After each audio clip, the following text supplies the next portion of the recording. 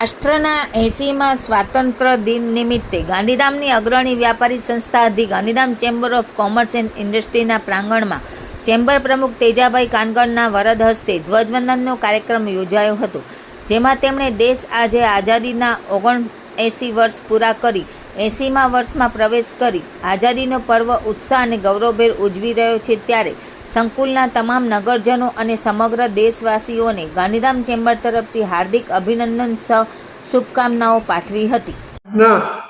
80મા સ્વતંત્ર દિવસની સર્વે આપણા દેશવાસીઓને શુભકામના. આજે ગાંધીધામ ચેમ્બરને 7 દાયકા કમ્પ્લીટ થઈ ગયા છે, 74મા વર્ષમાં પ્રવેશ કરે છે.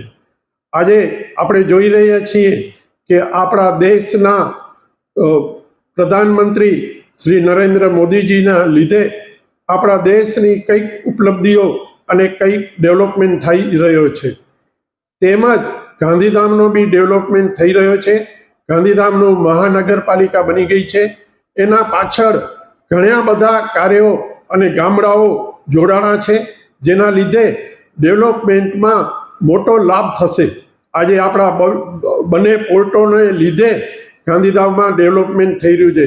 દીનદયાલ પોર્ટમાં હાલમાં જ 160 MMT કમ્પ્લીટ થયો છે અને હવે આવતા વર્ષે 170નો ટાર્ગેટ છે.